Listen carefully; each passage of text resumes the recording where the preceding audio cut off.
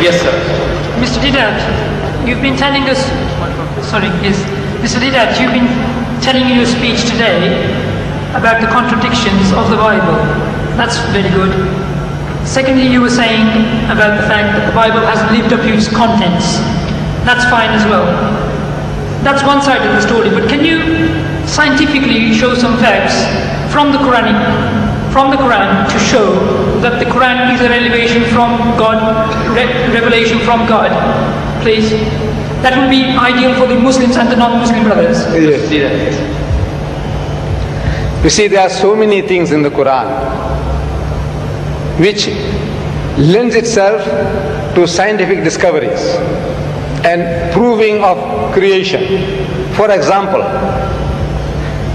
you see, if you meet one of these young men or learned people, those who say that there is no God, it's one of the answers to the previous question. Now it depends on the type of person that you are meeting. You can use the type of facts that you have at your disposal.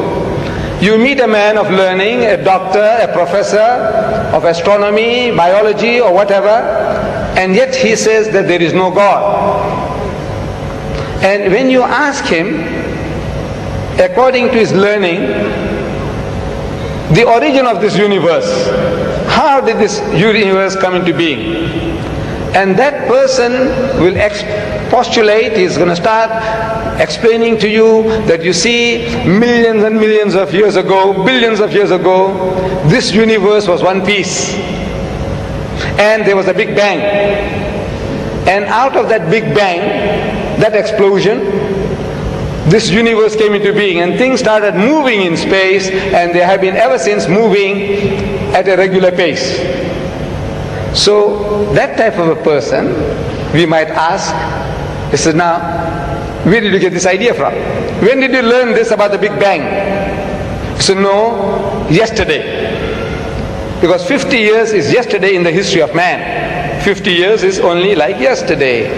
So he discovered that there was a Big Bang according to our astronomers, according to our physicists, and out of that this universe came into being. So he said, you see, an illiterate man in the desert 1,400 years ago, he couldn't have known that, could he? So he says, no, never.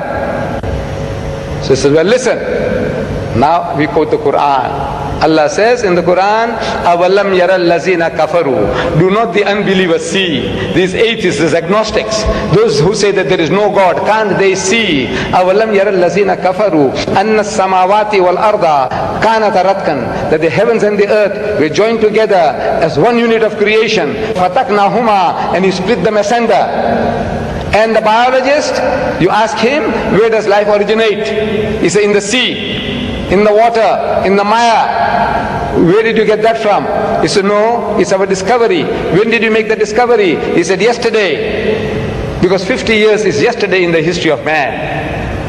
So an illiterate man in the desert, he couldn't have known this. He said, never. Well, listen. Allah tells us through Muhammad, He said, وَجَعَلْنَا مِنَ الْمَاءِ كُلَّ شَيْءٍ حَيٍّ. And He has made from water every living thing. أَفَلَا يُؤْمِنُونَ. Will you then not believe? You atheist, you agnostic, you man of science, will you not believe? He said, look, where did Muhammad get all these ideas from? Plant life, animal life, vegetable life, every life, he says, has got pairs. 1400 years ago in the desert, this man is talking. Where did he get the idea from? He says, Subhanallazi khalaqal azwaja kullaha. Says, glory be to God who has created mates of everything. Mimma tumbitul ardu, of that which the earth produces. Wa min anfusikum, and from among yourselves of the animal kingdom. Wa mimma la ya'lamun, and of the things that you know not. Male, female, positive, negative. He says, created mates of everything, of the things that you know and of the things that you don't know. So these are for people with eyes, with sense. They can see that this is not the work of Muhammad. An illiterate man in the desert could never have been able to utter these things. It is from the source of creation who has been giving it to him, that this is the book of God.